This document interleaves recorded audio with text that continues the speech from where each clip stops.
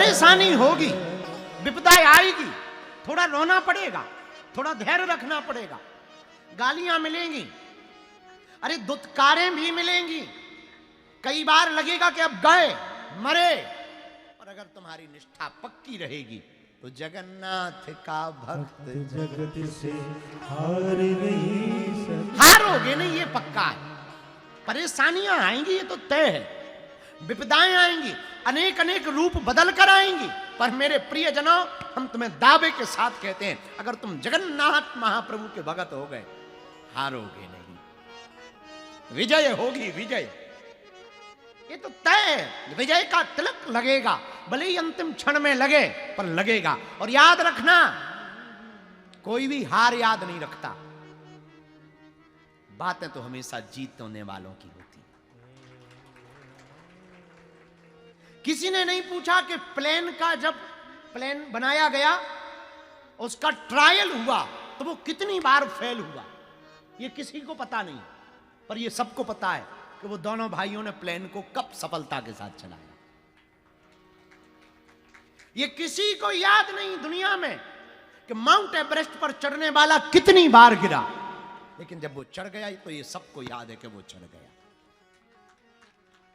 Bill Gates से, जो बहुत माइक्रोसॉफ्ट का संस्थापक है, माइक्रोसॉफ्ट के बिल गेट्स, नहीं वो तो स्टीव जॉब्स है, माइक्रोसॉफ्ट के संस्थापक बिल गेट्स है ना, हाँ हाँ, तो माइक्रोसॉफ्ट के संस्थापक बिल गेट्स से किसी ने पूछा कि आप रातों रात अमीर बन गए, इसका राज क्या है? तब उसने बड़ी मुस्कुरा करके कहा कि यस, मैं रातों रात अमीर बन गया, इसमें कोई संदेह नहीं, पर ये किसी को खबर नहीं है वो रात कितनी लंबी थी। गरीब रहा, ये किसी को याद नहीं है, बस एक दिन अमीर क्या हो गया ये सबको याद है। मैं कितने दिनों तक विफल हुआ, ये किसी को पता नहीं है। याद रखना, दुनिया कभी विफलता नहीं चुनती, दुनिया हमेशा सफलता चुनती।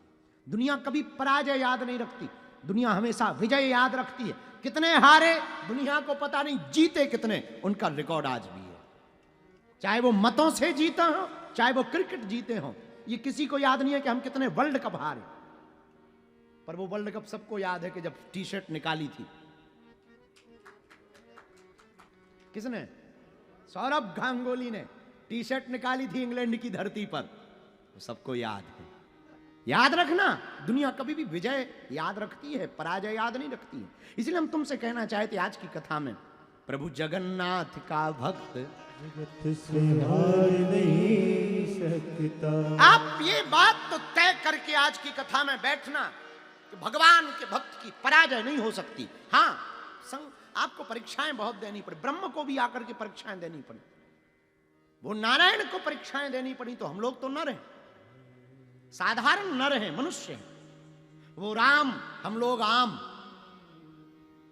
फिर भी उन्हें जब परीक्षाएं देनी पड़ी, आज भी भगवान को परीक्षा देनी पड़ती है। हम गांवों के कुछ लोग देखते हैं, अब तुम लोगों पे हम आरोप नहीं थोप रहे, पर हम कुछ लोगों को मिलते हैं, वो कहते हैं अगर ऐसा काम हो जाए तो भगवान है, ऐसा काम हो जाए तो बागेश्वर है, नहीं तो नहीं है। ठटरी के बरे हनुमान जी को कि है कि नहीं, ना हो ऐसा ही है, और 99 हो जाए, एक ना हो तो प्रमाण ठोक देते हैं, अरे हो गया, वो तो हमारी खुद की मेहनत थी, असली वाला काम तो हुआ ही नहीं गुरु जी से।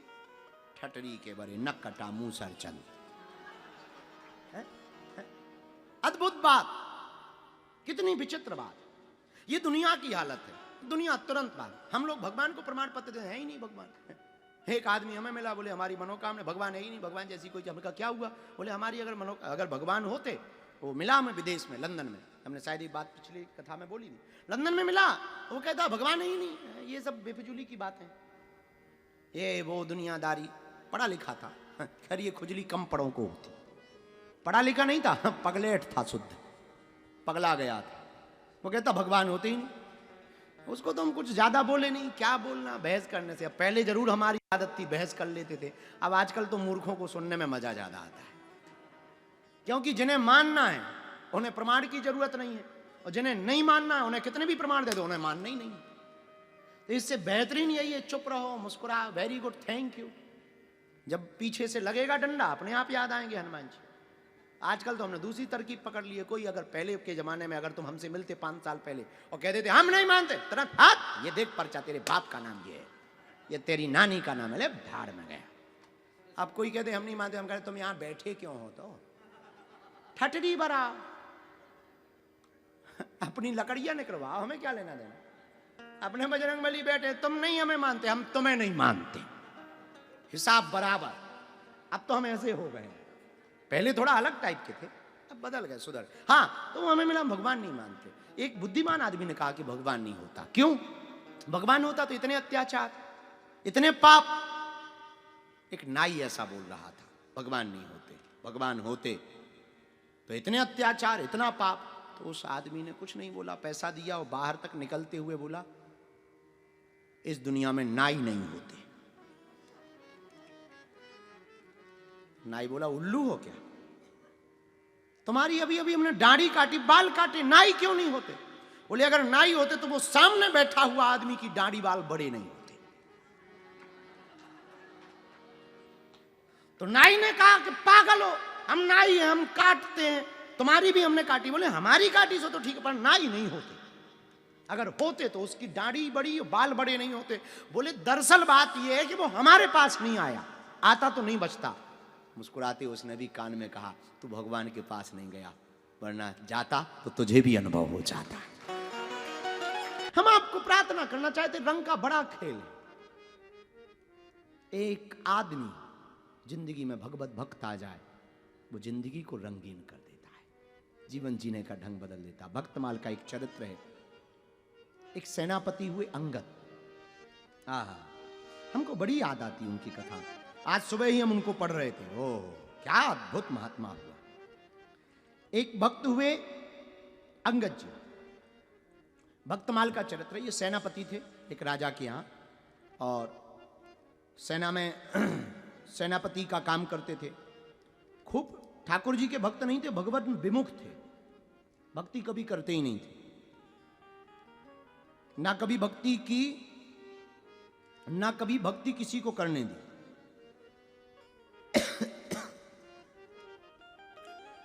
इनकी जो पत्नी थी वो बड़ी धर्मात्मा थी, इतनी ज्यादा धर्मात्मा थी कि बिना ठाकुर जी को भोग लगाए वो रहती ही नहीं थी। खूब ठाकुर जी को भोग लगाती, खूब भगवान से लाड़ लड़ाती, खूब ठाकुर जी को भजती, खूब भगवान को प्रेम करती। और मात्र पत्नी के ठाकुर भक्त होने के कारण इनकी जिंदगी बदली। ये एकदम विमुख भगवान से। एक दिन पत्नी जिस गुरु से दीक्षा लिए हुए थी, तो गुरु जी को बुलाया, गुरु जी घर आए और भगवान की कथा सुनाने लगे। तो रनवास की जितनी रानियां और काम करने वाली सेवायत थी वो सब बैठ गई। तब तक राजा सेनापति अंगद आया, बड़ा महल मिल रखा था राजा की तरफ से, और इसने अपनी पत्नी को बैठे देखा तो बड़ा नाराज हुआ। बड़ी मूर्ख है, धूर्त है, दिन भर हरे कृष्ण हरे गोविंद गाती रहती, शर्म नहीं आती, ये कौन बैठा रखा है। और पत्नी के गुरु को भी भला बुरा कहा और डांट दिया। बेचारे महात्मा अपना बोरिया बिस्तर लिया चले गए, कुछ बोले नहीं। बुरा ना मानना, सच्चा सदगुरु विवाद नहीं करता, संवाद करता है, विवाद में नहीं पड़ता। वो मुस्कुराए, वो चले गए। इधर पत्नी को बड़ा बुरा लगा, ठाकुर जी के प्रेम में पागल, बेचारी खूब रोने लगी। अंगद की पत्नी आंखों से आंसू बहते गए। 2 दिन तक वो सोई नहीं, उसने कुछ खाया भी नहीं, 2 दिन तक कुछ भी भोजन नहीं किया, और बैठी बैठी रोने लगी।